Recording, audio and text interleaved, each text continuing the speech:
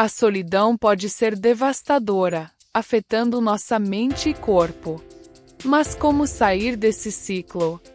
Vamos explorar os diferentes tipos de solidão, seus impactos psicológicos e físicos e, mais importante, como enfrentá-la. Se você já sentiu esse vazio, este vídeo pode te ajudar a entender e transformar essa realidade. Você já se sentiu sozinho? Já teve a sensação de estar cercado por pessoas, mas mesmo assim sentir um vazio dentro de si? A solidão não é apenas a ausência de companhia.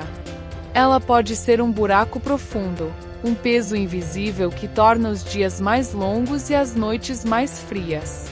Muitas pessoas confundem solidão com depressão, mas são duas experiências diferentes.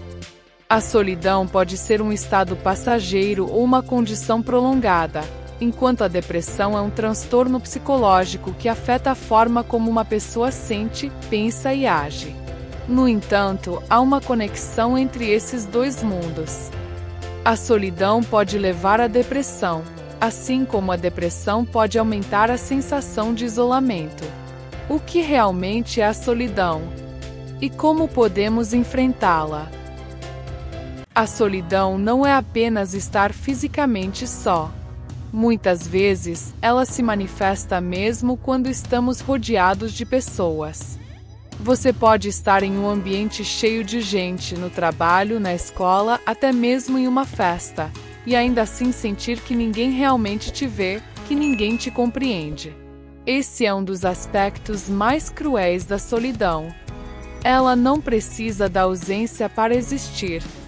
Ela se instala na mente, nos pensamentos, nas emoções, tornando qualquer interação superficial e qualquer companhia insuficiente. Existem diferentes formas de solidão. A solidão existencial. Este é um tipo de solidão mais profunda, que vai além da falta de contato com outras pessoas. Ela surge da sensação de desconexão com o mundo, do questionamento sobre a própria existência e do medo de que, no final das contas, estamos todos sozinhos. É a solidão que nos faz perguntar: qual é o meu propósito? Por que estou aqui? A solidão emocional. Esse tipo de solidão surge quando não temos conexões afetivas profundas. Podemos ter colegas de trabalho, conhecidos e até mesmo uma família presente, mas se não sentimos que podemos confiar, nos abrir e sermos verdadeiros com alguém, o sentimento de solidão se instala. É como se houvesse um abismo entre nós e os outros. A solidão social. Aqui a falta de pertencimento se destaca. É quando sentimos que não temos um grupo, que não fazemos parte de algo maior. Esse tipo de solidão é comum em pessoas que mudam de cidade, perdem contato com antigos amigos ou têm dificuldade em se conectar com novas pessoas. A sensação é de estar deslocado, de não ter um lugar para chamar de lar. Essas formas de solidão podem se sobrepor, criando um ciclo difícil de quebrar. Mas como a solidão nos afeta? O cérebro humano foi moldado para viver em sociedade. Nossa necessidade de conexão não é apenas emocional, mas biológica. Quando estamos sozinhos por longos períodos, nosso cérebro interpreta isso como um sinal de perigo. Estudos mostram que a solidão ativa as mesmas regiões cerebrais que a dor física. Isso significa que ser excluído, ignorado ou sentir-se isolado pode causar um sofrimento tão intenso quanto uma lesão física. Além disso, a solidão prolongada pode evoluir para o aumento do estresse e da ansiedade. O cérebro entra em um estado de alerta constante, aumentando a produção de cortisol, o hormônio do estresse. Pode criar problemas de sono. A mente fica inquieta, refletindo sobre interações passadas e futuros incertos. A queda na imunidade. Estudos indicam que pessoas solitárias têm um sistema imunológico mais fraco, tornando-se mais vulneráveis a doenças. Maior risco de depressão. A falta de conexão pode levar a sentimentos de desesperança, criando um ciclo vicioso onde a pessoa se isola ainda mais. Mas o que nos leva a essa solidão extrema?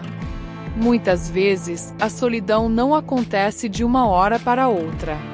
Ela se constrói aos poucos. Algumas pessoas foram privadas de conexões emocionais saudáveis na infância, outras passaram por traumas que as afastaram dos outros. Algumas criaram muros, achando que assim evitariam a dor, sem perceber que estavam apenas se isolando ainda mais. A tecnologia também tem um papel nesse cenário.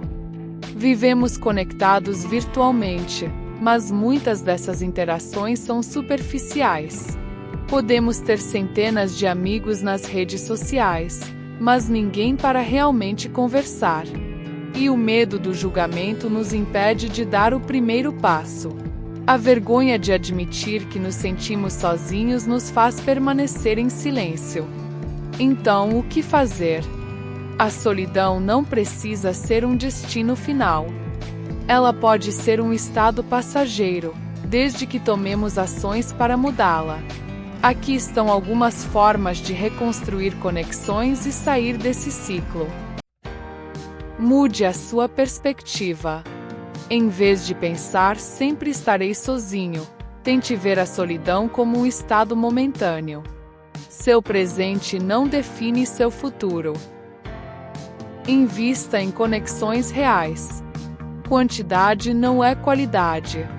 Às vezes, uma amizade sincera vale mais do que dezenas de interações superficiais. Saia do isolamento. Dê o primeiro passo.